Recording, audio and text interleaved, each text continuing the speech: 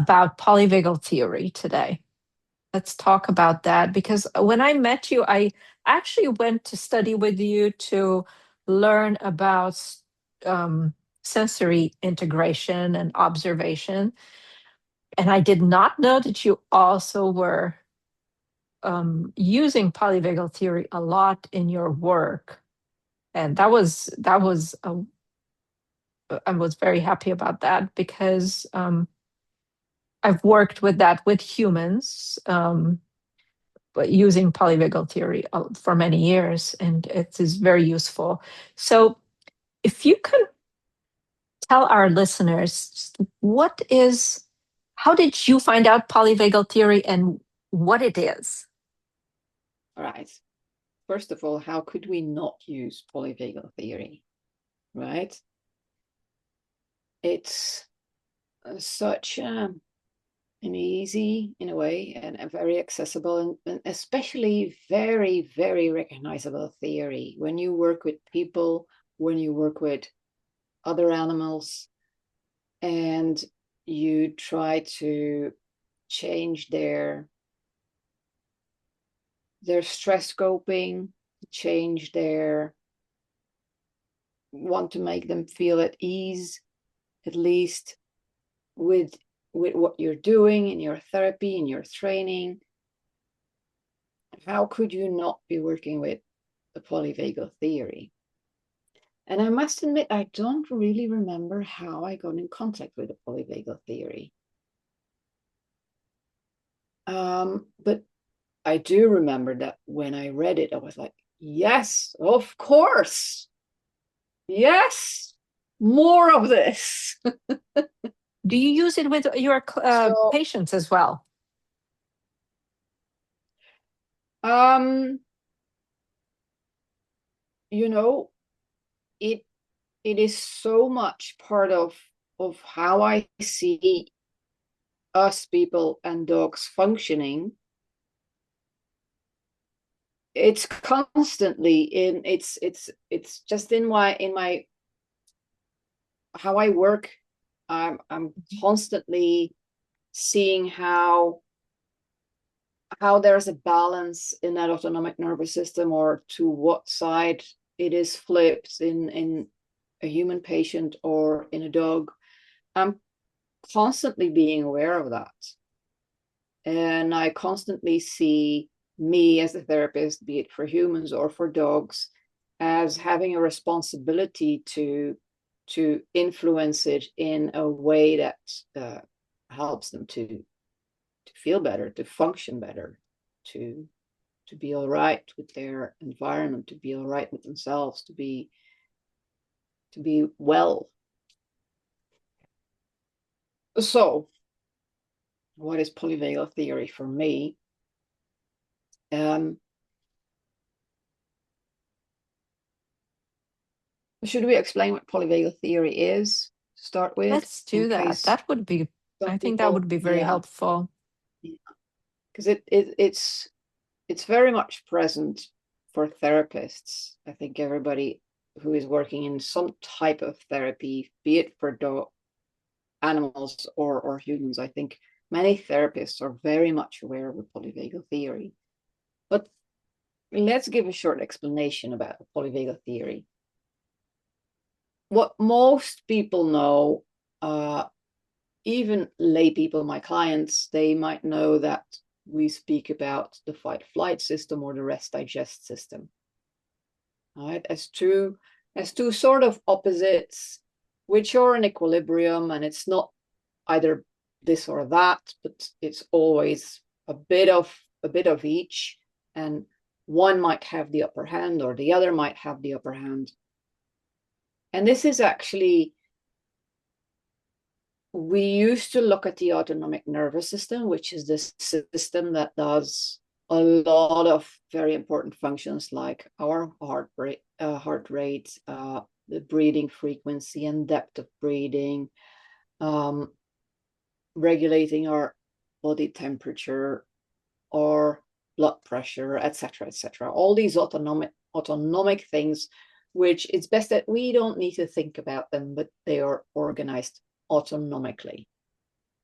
So the autonomic nervous system organizes how we function, and we either function more in rest digest, which means that we are calm and peaceful, and we are digesting.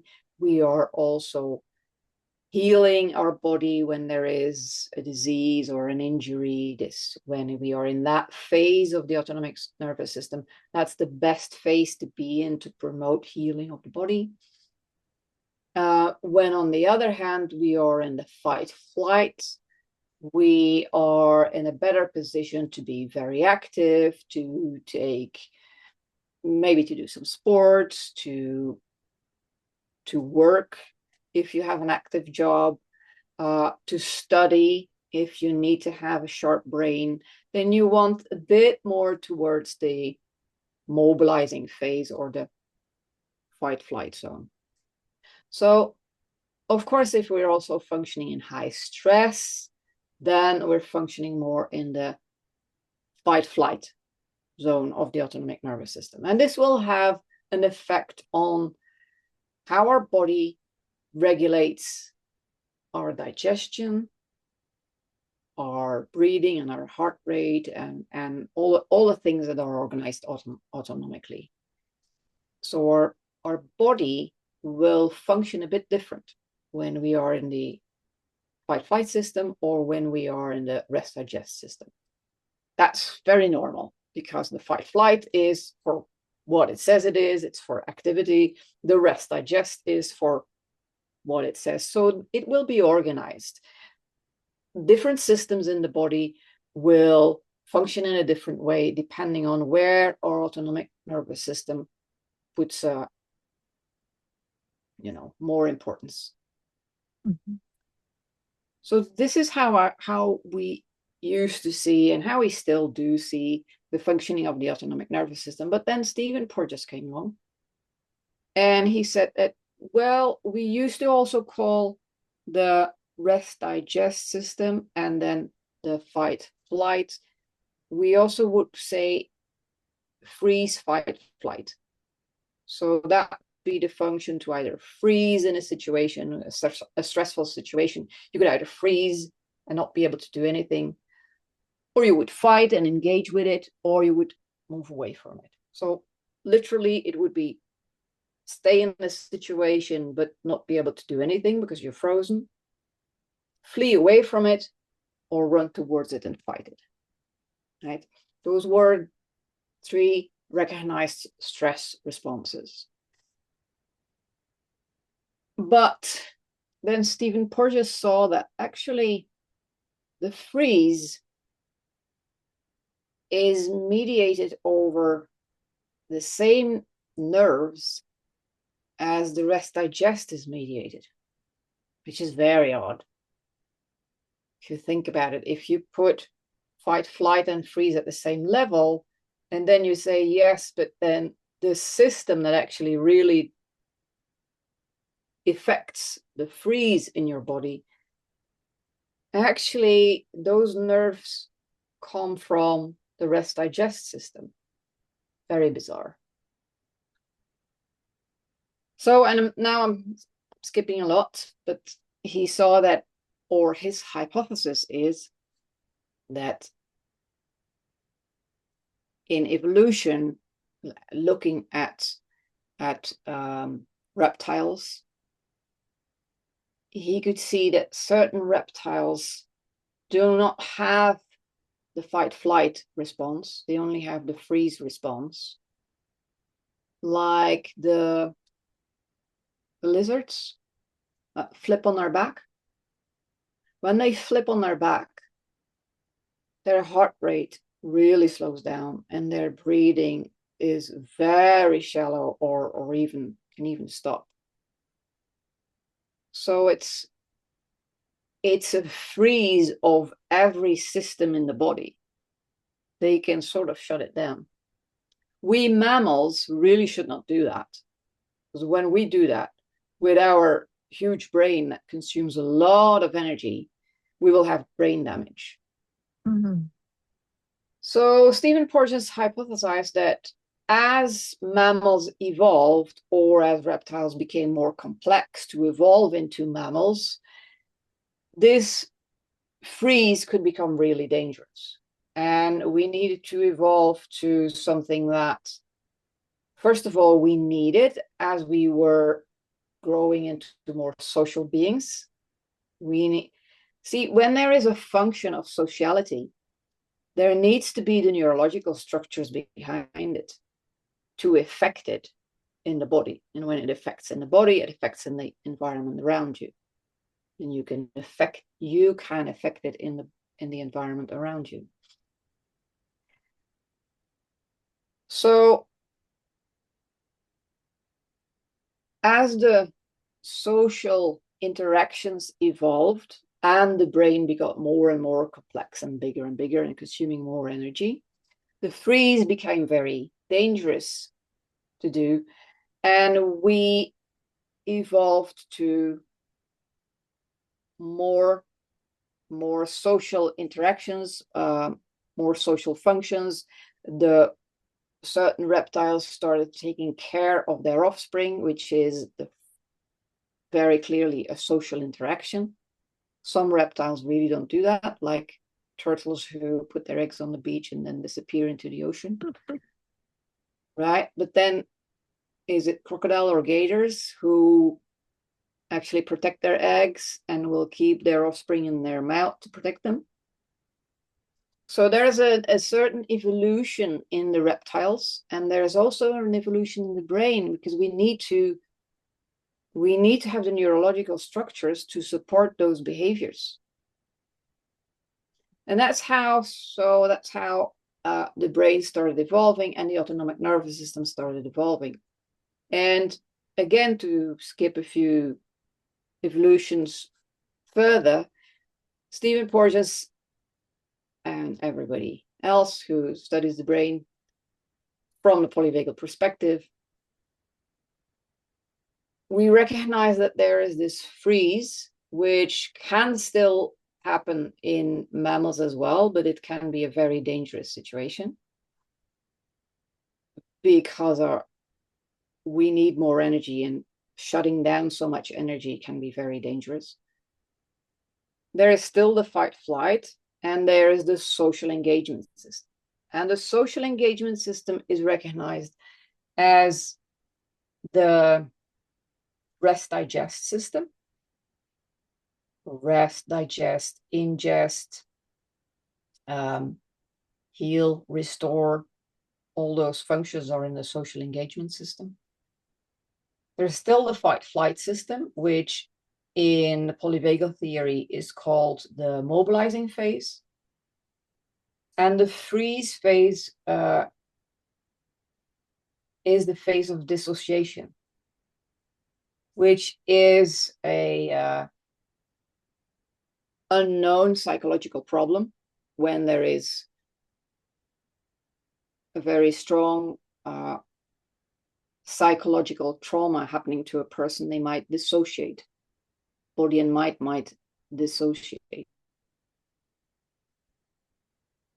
These things happen to protect the individual against severe trauma. But when there is severe trauma happening, the person or dogs might also get stuck in that dissociation phase. You want to cut in now for a question, because I'm feeling that I might be diving in too deep. That's beautiful. And let's just kind of picture, let's make this picture of a ladder of these states again. If you can just give us like a visually, to summarize them, maybe as a climbing ladder. Yeah. So let's say we start with the social engagement, right? The social engagement is literally what we are doing now. Mm-hmm. We're talking, we're communicating, we are socially engaging. The functions that are also included in the social engagement system from the polyvagal perspective perspective on the autonomic nervous system, is ingestion and digestion. And that's what we do when we want to meet our friends. We're either going to meet them in a bar to have a drink, or we're going to meet in a restaurant or meet at home and cook dinner for them. It's very much about social interaction. So rest, digest, heal, restore, these are still the things that are part of the social engagement system. The next step is the fight-flight system, or what is referred to in polyvagal theory as the mobilizing phase. This is when your system changes for more activity.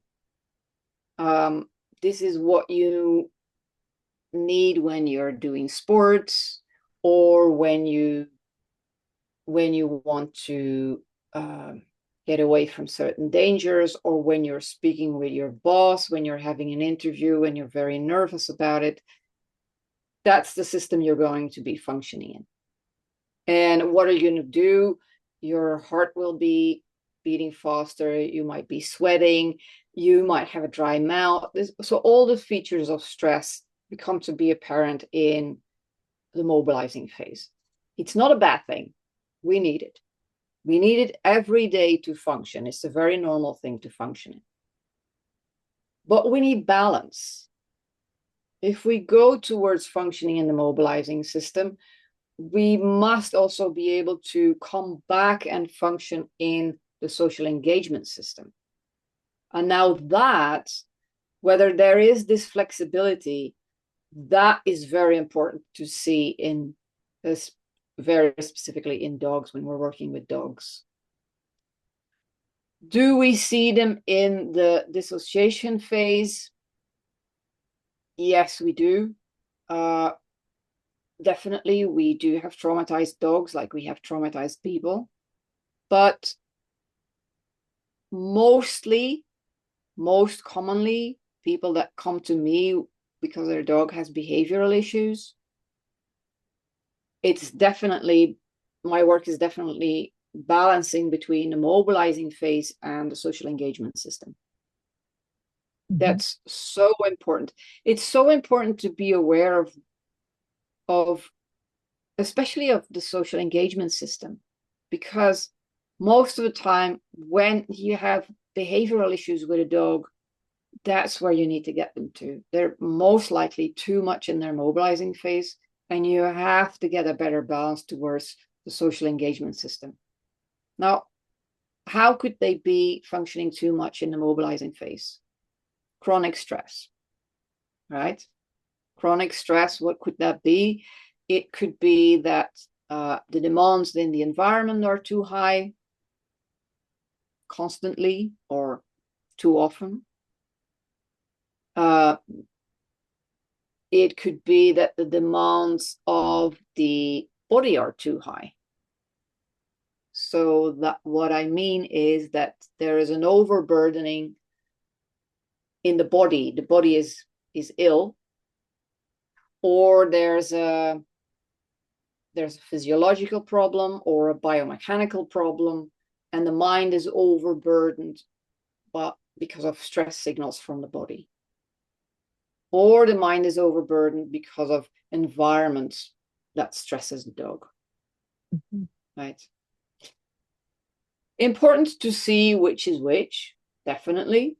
If we do only behavioral work for a dog that actually has an overburdening of the brain, which comes from the body,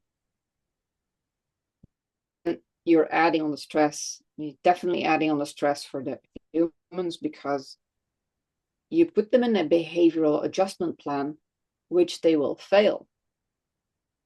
They will fail if you want to change the behavior, but the issue is actually coming from inside the body.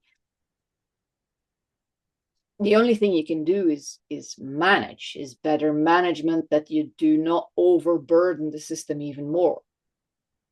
But if you miss that there is actually a physiological or biomechanical problem happening, and expecting that with behavioral adjustment plan that the behavior will change permanently, then you're asking too much of the dog and asking too much of their owners as well. So that's a very important thing that we need to see, and it's not always that easy, of course, but we do need to see when is there a physical problem and when is it really behavioral. Okay, we can dive into that because that's a very, very interesting topic as well. Yeah. Put it Yes, in your yes. notes. Can you say a little more? So there's the social engagement. I'm seeing that the mobilization state and then the freeze state, Mm-hmm. right? Mm-hmm. I would like for you to, I want to, I want to have some examples of like a dog that is in a freeze state. Like, would that be a dog that is terribly afraid of thunderstorms or fireworks?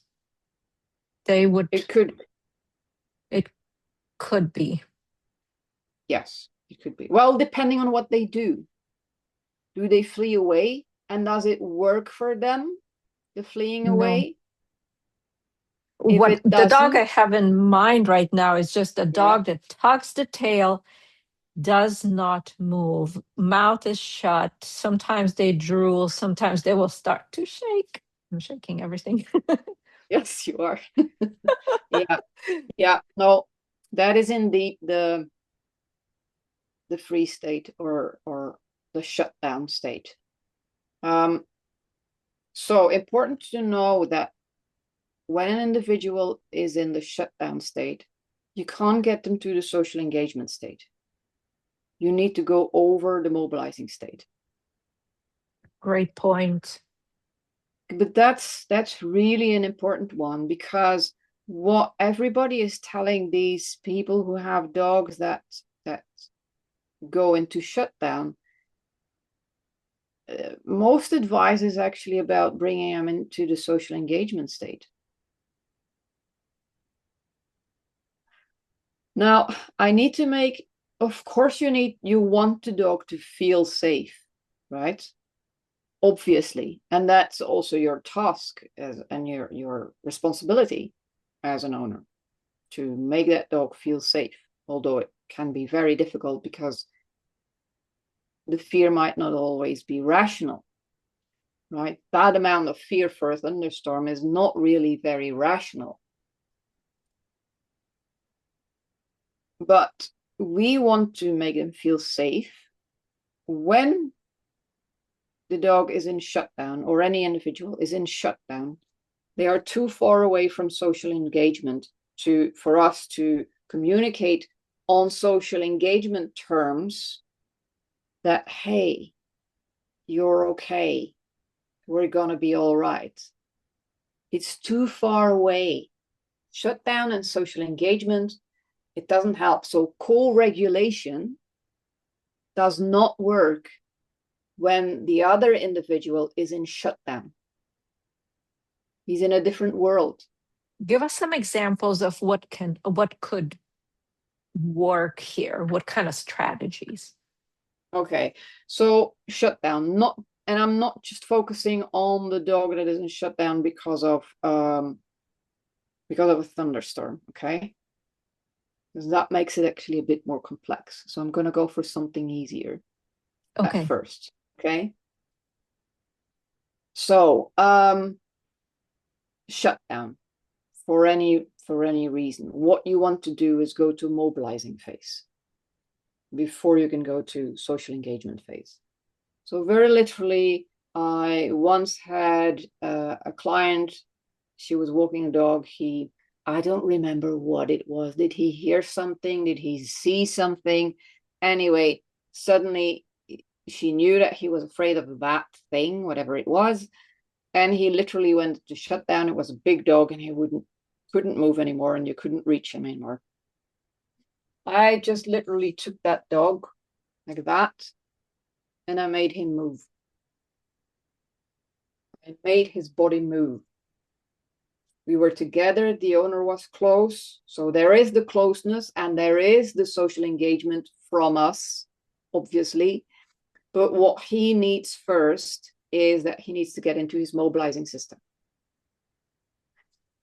There are some clients that taught me this, actually, because I was also taught that when they are afraid, when they are fearful, they need choices. You need to give them choices to see whether they want, because you need to give them the freedom to come out and the decision, and that's what's going to help them come over fears if they are not forced, etc., etc.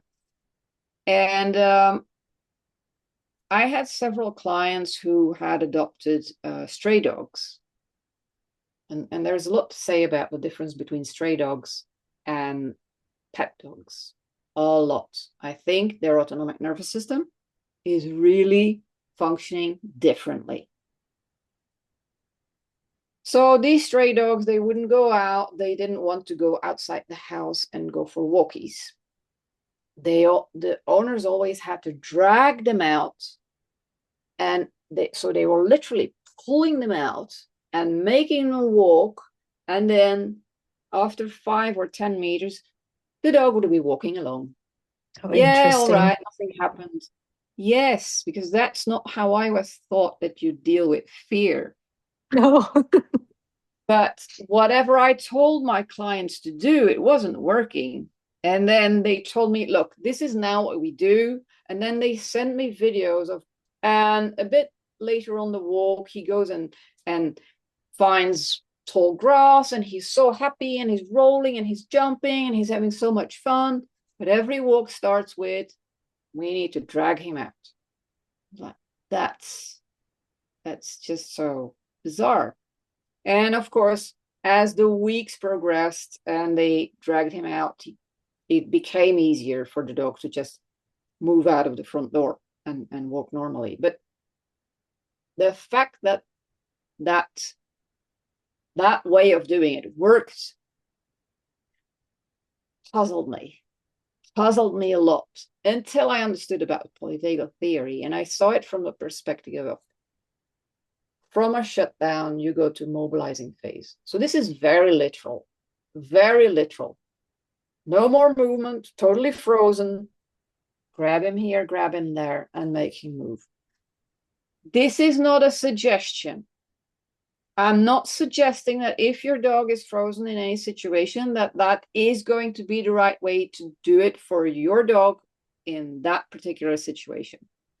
I do recognize it now when I see a dog for which that method will work. Can't put my finger on it really, what it is, but it's going to be typical strays, that I can say, and not exclusively strays, but yeah. Right, but his So nervous system needed that help in bringing it out of this yes, and that's shutdown into the mobilization, and then it yes, started functioning again. And this can be explained with sensory integration, because this fear, which and that's where you need to make the distinction, and that's just very keen observation, that the fear itself has taken a life on its own, which fears tend to do that. Fears, if they have been existing for a while, it can live on its own. It doesn't need to have, okay, the trigger might still be the same, but actually you can sort of see that the value of the trigger is not that high in the dog, yet it still elicits that same fear behavior. Do you see what I mean? Can you relate to it somehow? Yeah. Okay. And that's the type of dogs where I know, like, okay, if I now get enough proprioceptive information from your body that tells your brain we're not frozen because we're moving, then I will be able to change your brain. Right? So it's about sensory information. this is really very particularly when you have that situation going, that the fear is just like a perpetuum mobile.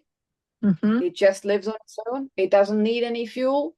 Just one little thing happening in the environment, and it says, "Oh yeah, we know what to do. We go into freeze." And you can see that, but the dog is not entirely there. If I can get this body to function different in this environment, I have a big chance that I will have the brain functioning different in the same environment. And of course, I'm not moving towards the thing that elicited. I'm moving away, right? Yeah. But I'm going to make sure that all the information that the dog is getting from the body is not towards fear. Because if I do this, it's okay. It's okay. I'm keeping him in a freeze. Yeah. We're both afraid together now. Yes. Or what I'm doing in terms of sensory information is just not really your body telling your brain that we're moving, we're good. Right. You're not giving him proprioceptive input. You're giving him some tactile and some Some auditory, tactile which is pressure not as well, helpful. but not, see, when I'm holding him like this and like that, this is tactile. There's some pressure there as well. There's the movement, which is proprioceptive, and the movement is also vestibular, right? And we're functioning normally. He can also see that we are moving, right? In certain situations, that just snaps them like that out of their fear. Mhm. Okay. But what about the dog that is in a thunderstorm? I cannot walk him away from the thunderstorm, right? So what I do then, if the dog already knows some training, it might be very basic things. Come here, sit, lie down, roll over, whatever.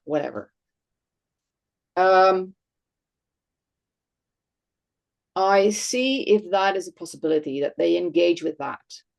If they have something that their dopamine system really activates for, a certain treat or maybe a toy or whatever, or the interaction with another dog or a person, anything that gets their dopamine really peaked, that will definitely get them in the mobilizing phase. And then if we have that, if we get them into the mobilizing phase, we can easily push them further into the social engagement phase as well. But you can't go from the shutdown to the social engagement. You have to go over the mobilizing. That's what we need to understand about that system. And that really helps to have these steps to figure out what we need to do. So I had this little doggy that was fearful of rain, the sound of rain on the roof. And he would go in total shutdown and shiver and not there to move anymore. And that's exactly what I asked the owner to do. If she could just, if it happened at night, wake up, sit on the bed and start asking, sit, Paul. It doesn't matter whether he does it correctly, as long as he gets some movement going and maybe tries to understand what she is asking, but not really, but offering some movements, then he is getting in his mobilizing phase. So out of his shutdown and into his mobilizing. And if your dog is really keen on playing with a ball, get a ball out at that moment. But make sure that there is enough of social interaction as well, so that you can, if possible, grab the opportunity to also make it about more social engagement. And what would that mean exactly, Else? Well, for instance, if it would be that you throw a ball it's not ideal for social engagement because it's running away from you and bringing the ball, dropping it and running away again. Is not much of social engagement. It's very much mobilizing phase, and Mm. usually dogs that are ball addicts are chronically in their mobilizing phase. This happens way too often. But how to make it more about social engagement? If you can add some ingestion, some food, and if you could have it that is something lickable that you have on your finger, contact with you, that's definitely social contact. So this is why I like to work with pate. I always have pate that I have on my finger and I have the dog lick it. It gives me a lot of information, but it's also the dog that is interacting with me very closely, literally on my skin. And then they ingest, and it takes longer. The ingestion takes longer for just a treat that they grab and swallow. And they don't even realize that they have just ingested something. But when they are licking and licking and licking and licking, they spend much more time doing an ingestion movement. And they spend more time swallowing it, licking it. All those things help the dog much more towards the social engagement system. And So touching you, first, right? With yes, every lick, touching you. I just thought about the yes, skin but to not just, skin. yes, but not just touching me, because the tactile system, see, the tactile system tells me very much about me. So it's very hot here, and I've been cycling today, so I'm very warm. If I now grab something that is metal, it will feel very cool because the difference is bigger than if on a normal day I wouldn't have just been cycling and it wouldn't be that hot and I would grab it. The difference wouldn't feel that big. If I have a fever and I touch metal, it feels like uncomfortably cold, right? So the tactile system tells a lot about me. So if you come from dissociation and the dog itself starts working with the tactile system, it is definitely helping towards, well, first there's the activity. We need to do it over mobilizing system, and then help towards the social engagement system to really relax and calm down. So the licking is not just the dog being in contact with me, but what the tactile system also tells you is where you stop and the environment starts. A boundary. Boundary A refined boundary, I should say. and distance. This is not me. When I'm overwhelmed by a situation, I don't see that the situation has overflown me and it has overtaken me. When I now start to realize that this is me and that is actually not me, there's this distance that I create. I'm not overwhelmed anymore when I see that this is me and that is not me. So, That's that's all so, very, so interesting. and all such little details, but which can make such a big difference. So this little doggy, she was doing these exercises on her bed and feeding the pate and thinking like, oh my God, I might be spending the whole night doing this. And as she was thinking that, she told me, or she wrote to me, that he went to lie down, curled into a ball, and dozed off to sleep while it was still raining and the rain was still falling down on the roof. That's So beautiful. yeah, that helps in that situation. It's still a work in progress to get the dog in all types of situations okay with rain, and he can still he can still be more difficult to get out of his shutdown. But we do have a few things that we can use to help him and to get him out. And we have increased his social engagement skills as well. This was a doggy that lived together with another dog, and when I saw them play, I didn't recognize much play in it. If that behavior would happen in my play classes, then I would intervene and I would tell that little doggy that, hey, behave. So I made the owner aware of that, and she is now interacting. She is now coming in between when the doggy is playing, but not nicely. And so this has helped the little doggy to expand on his social skills. And now when there is a fear, what he does is look for the other dog and curl up next to the other dog. So this is also, again, a nice change to see. And this is all, all those things. When I spoke to the owner for the first time, I explained her all about polyvagal theory, because that's exactly how we understood what we could do for this little doggy. That's a wonderful framework to have for the client to understand and to also start seeing the dog in different context herself, right? Yeah. Yes.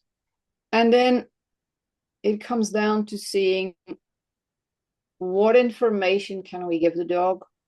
And of course, then I'm thinking sensory. So when I speak about the mobilizing phase from the shutdown, I'm thinking, okay, what is mobilizing for the brain? It is vestibular information, and it is proprioceptive information, tactile information of how he is moving, what he feels, but mostly it is proprioceptive and vestibular information. So when I want to influence dogs to either get from shutdown more into the mobilizing phase, I need this proprioception and I need this vestibular impulse. Can you give us an example of what that means? Well, exactly, like taking that dog and making it move. Moving Okay. forward is vestibular information. Okay, Right, that's because the head is moving.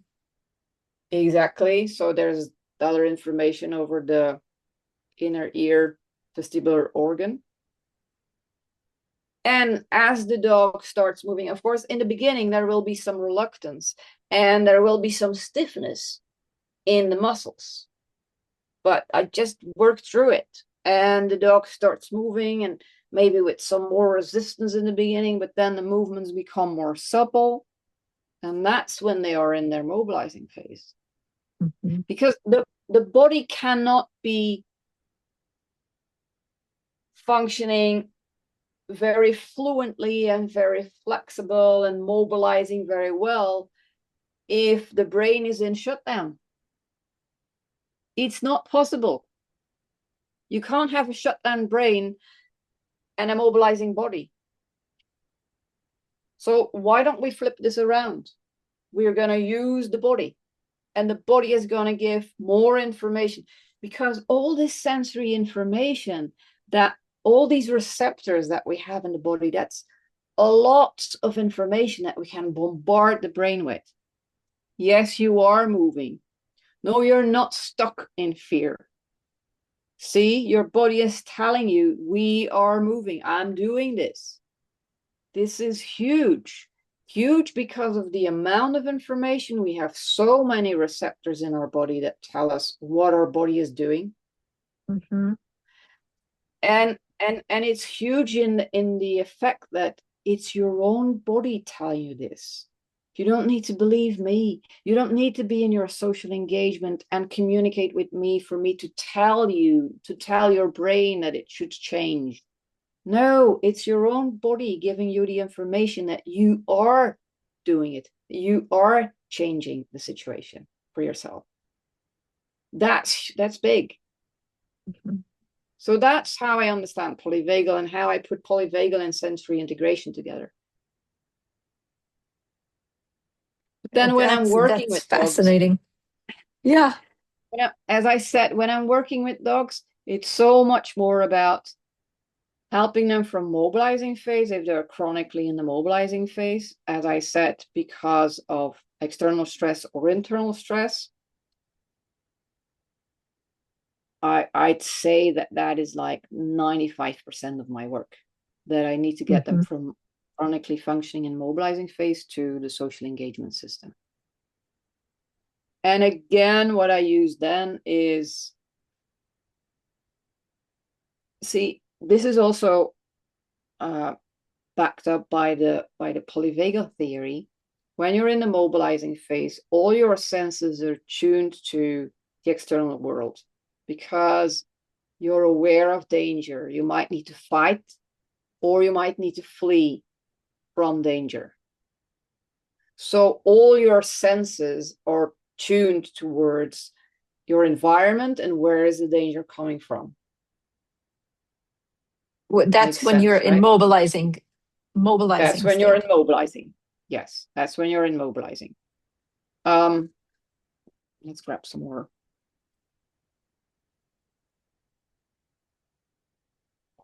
So that's how the senses are functioning. And this is how the brain is getting its information. The information will then dictate the behavior and will dictate the emotion, right? So if I can get different information in the brain, if I can choose the sensory information and definitely also have an influence on how it is modulated and integrated, how it is processed, then I can steer the dog towards more social engagement. Okay, what does that mean? When the dog is in mobilizing phase, all the senses are towards the external world. I want to flip that around. This is a dog that is not aware of how his body is functioning. It is not focused on self. It is focused on outside. Because I need to be vigilant. I need to be focused on that. So I want to flip that around. I want to have a dog that can focus on self. Because social interaction starts with being focused on self. Because that's what I'm going to use to interact with you. If I want an Self-awareness. interaction, I need to be here, right? I need to be aware of self. We're going to communicate, and I need to do that from myself. So I want to help this dog to be more aware of this. This is who you are, and this is where you are. You're not there, you're here. Okay. Obviously, I need sensory input for that. It's sensory input that is going to tell the dog the difference of outside or inside or self. And the most obvious uh, sensory channels for that are, again, proprioceptive, vestibular, and tactile. Because tactile is not telling me about the world around me. It is telling me about my place in the world around me as a center. When I feel my desk, when I feel this dog, Mm-hmm. I feel how soft he is in reference to my skin texture. If I've been working outside the whole day in the garden, my hands could be rough, unless I wear gloves, but my hands could be rough. And then we all know that when we then touch something and we expect it to be soft, it doesn't Can feel feel soft. different. Yeah. And then we need to use another piece of skin to realize whether it is me or is it that other thing that is rough.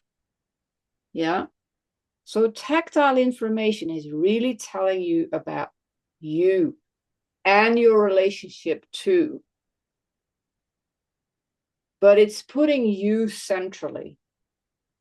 You cannot touch anything or feel anything. There needs to be an I in it. I feel, right?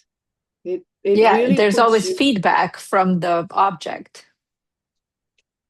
Yes, yes, it's about feedback. It's not really telling me very simply about that thing. It's my relation to that thing. Mm-hmm.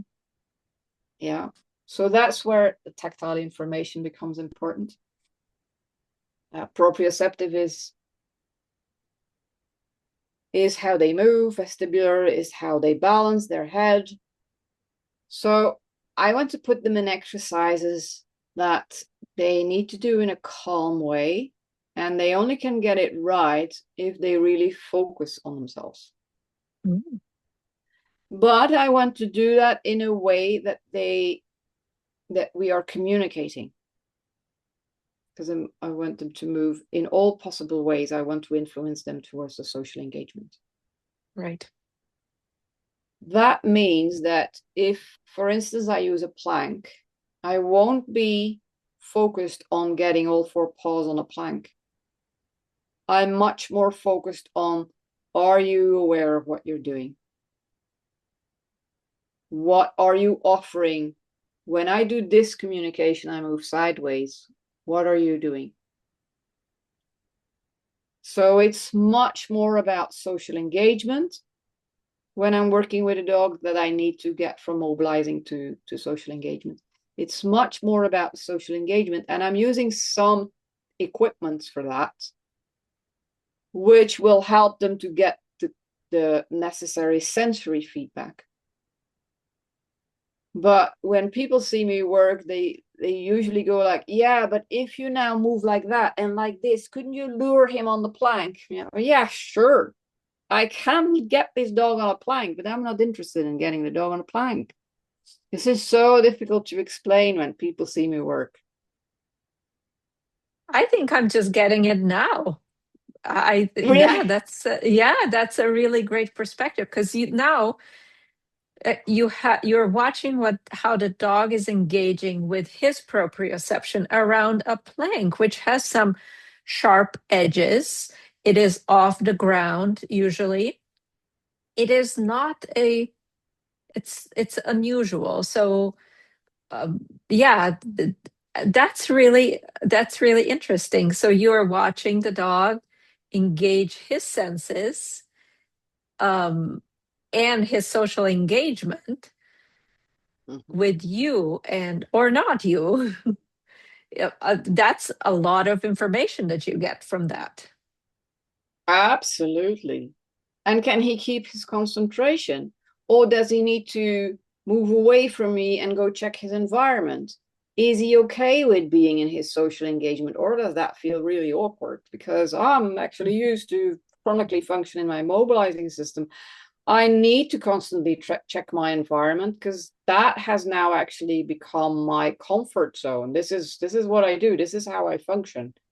And I constantly need to see whether there is some danger lurking from wherever. And I allow them to flip back in that mobilizing.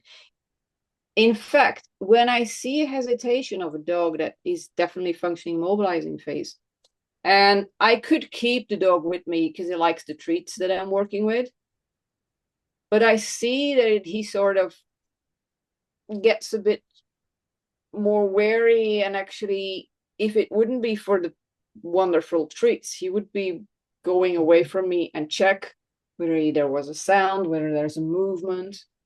I will disengage from the dog and make him go back into his mobilizing, because you cannot force social engagement. It's a switch they need to choose for, and they need to make it inside their brain. If I keep the dog engaged with more and more and more treats,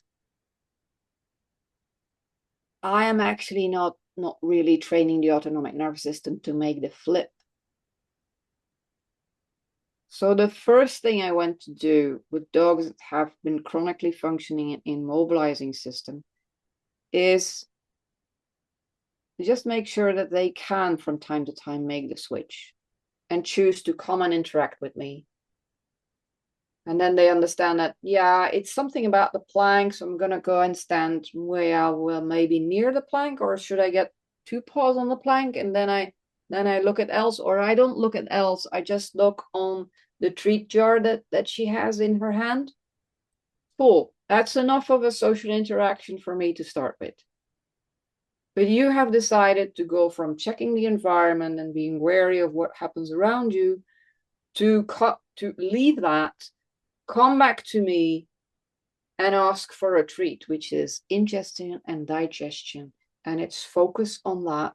And it's leaving the being vigilant for whatever happens or doesn't happen, leaving that and deciding to do something else.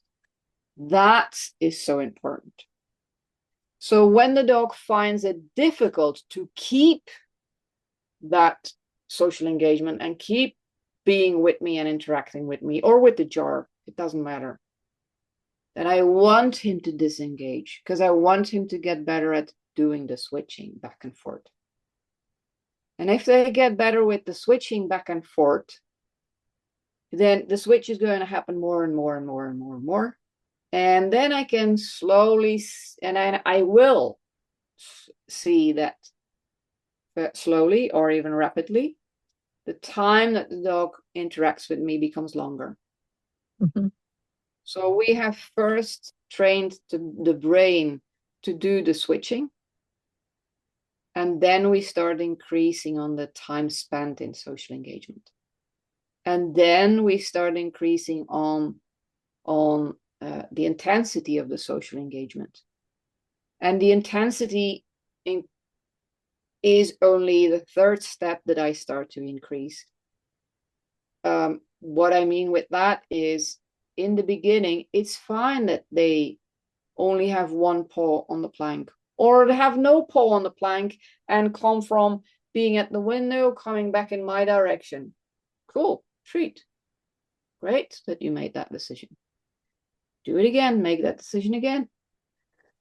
And then the third step is going to be, okay, but now what I actually would like you to do is move with me this way, and first move with me that way. And so I make the social interaction a little bit more and more complex. Mm-hmm. Response to my movement. That is communication.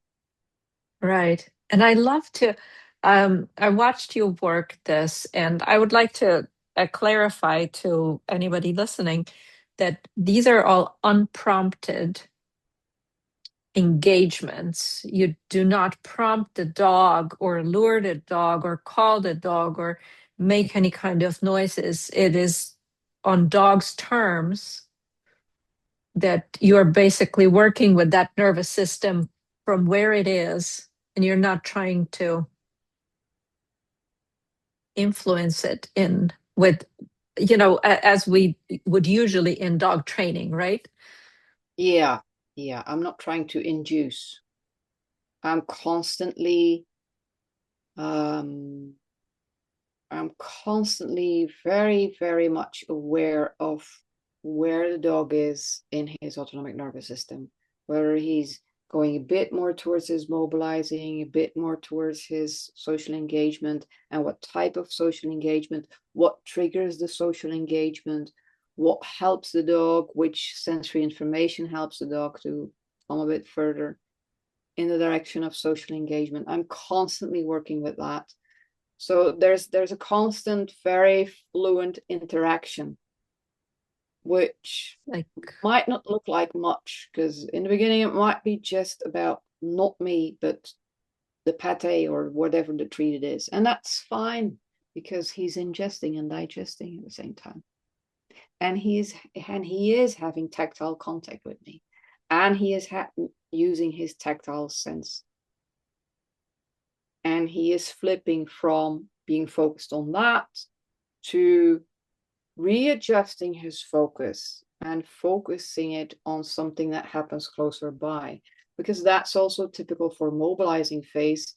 When you're wary of your environment, literally your vision and your ears are literally attuned to sensory stimuli that happens further away from you.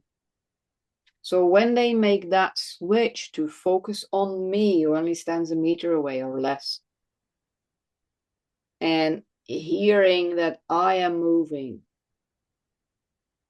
their focus is already in social engagement direction, because it's focused on things that happen closer to me. When I want to scan my environment for danger, my focus, auditory and visually, is further out. When I'm focusing my senses towards social engagement, the focus is closer by. And that literally changes your muscles in your eye to do a focus that is closer by.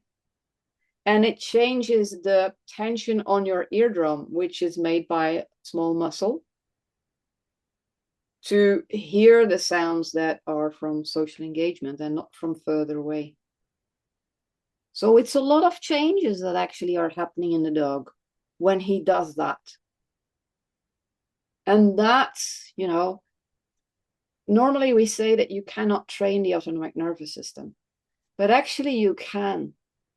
You just can't train it like you train a sit and a stay. It's quite different. It needs to be done with a very fluent way of interacting, or disengaging can be as important. See, that's where it becomes so enriching to do this, because training dogs for obedience exercises is very nice, and I enjoy that too. It's been many years that I've done that, but I don't have anything against it. I absolutely need to say this. I think it's also a really good activity to do with your dogs. Okay, so I support that. But now that I have learned this way of interacting, and also from a therapeutical perspective, it's very enriching for me, for my life. Well, of course, it's also supposed to be very enriching for the dog, which it is. I do see great behavioral changes, and very enriching for my clients as well.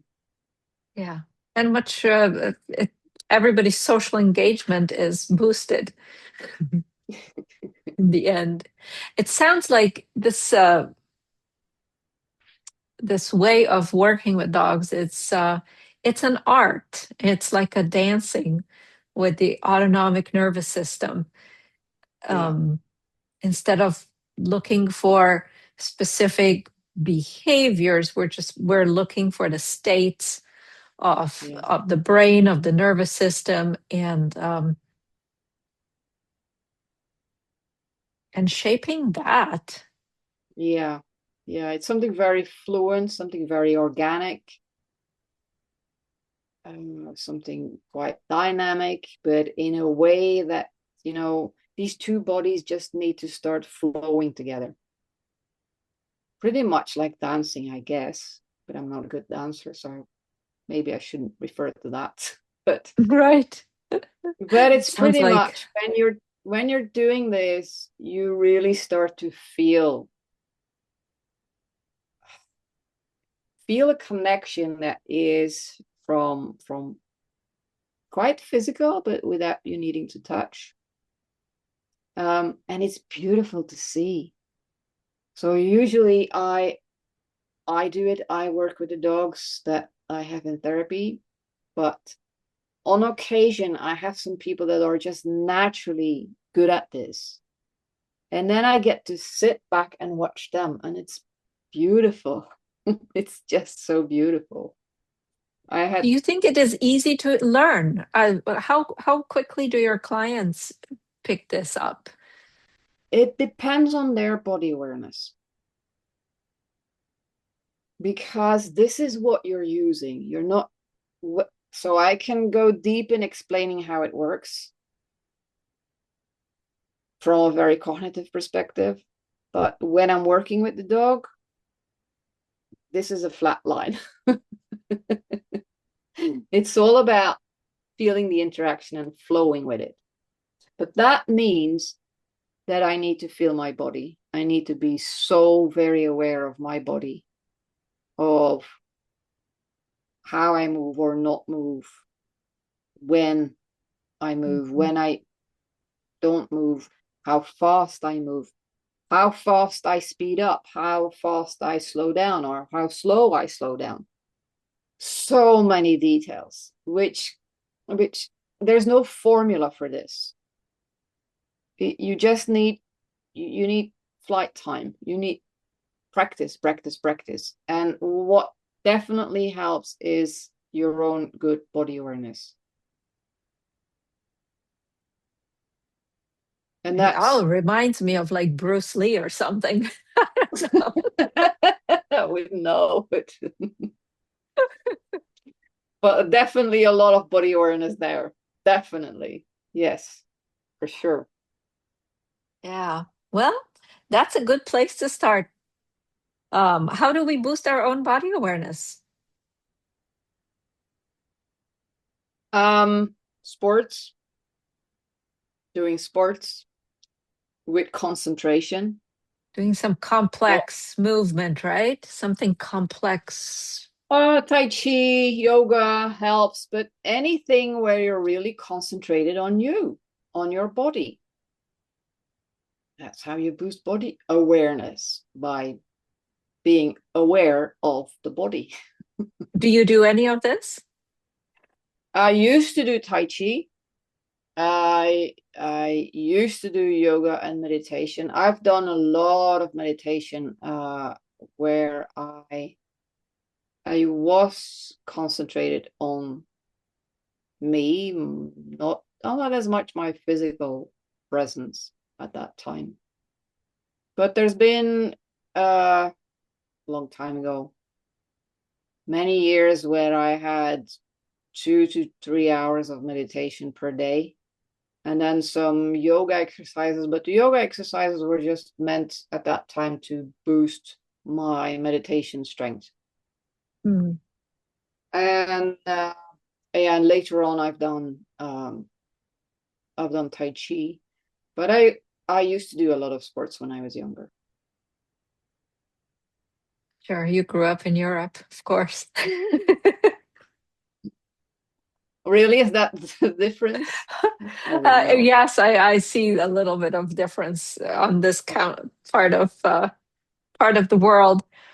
Um, woo, that was that was another deep one. Let's see. I think that we covered plenty. There's Yeah. obviously, there are other tangents we could go speaking about Oh, I think polyvagal. I definitely didn't explain enough about what polyvagal theory really is and how rich it is, because it's very rich. But I would advise people to go and read Stephen Porges' work on that, and Well, which they want to work? dive in. Because the his book is not for everybody. No, definitely not. But I have this yeah, one here. no. Are you? I This is a don't know. I know of Deb Dana, but I haven't read her specific book. What the book I started with was, is it the Pocket Guide? That's right. There's a pocket Yeah, guide to polyvagal theory. That's a great book to start. that's a Yes. great book to start with. Yes, that's a great one. And because that there's some interviews in it, and also check YouTube, because he has a Yes. lot of interviews on YouTube. Yes. Free content. Absolutely. Yeah. Is there free content on sensory integration on YouTube? Are you aware of any? There is free content on Free Docs Teachable. Is there? You do have free content? I do. The first few videos of the course are public. That is a really, really, really good place to start. Um, I took that course.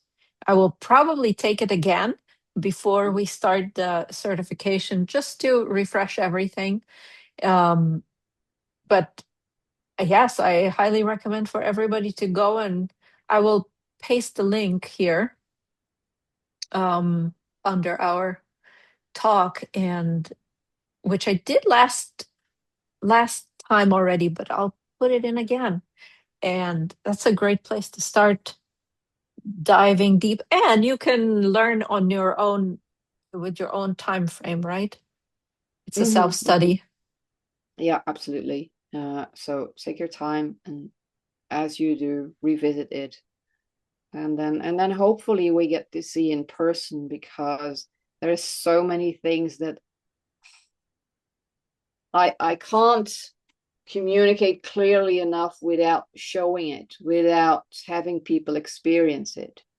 Because this is really, especially when we combine the sensory integration with the polyvagal, and seeing what I mean with this social engagement, and helping the autonomic nervous system to find its new balance towards more social engagement. It needs to be experienced. And of course I have videos in the course material, but you really need to be there and experience it, and feel just the energy in the room change when the dog starts to rebalance his autonomic nervous system, and Yeah. find his calm, and find his self in all the chaos, and all the chaos starts to disappear from the mind of the dog, and everything starts to settle. And Yes. how you do that through your own connectedness. It's something that is Yeah. difficult to convey in an online course, that you need to do it through your own connectedness, that starts to happen. It is experiential knowledge for sure. Yeah. Um, As I most therapeutical work is, isn't it? yes, you have to be present. Yeah. Yeah. Except for cognitive behavioral therapy, which is is its own specialty, but that's not what we're talking about. Sensory integration is cannot be taught online for humans, so it cannot be taught online for dogs either. Um, it's a very specialized training, and we'll talk about that um, in our next talk. I would like to I would like for you to explain more how detailed and how in depth this science actually is of sensory integration. Let's do that. Perfect. You stay cool. We will.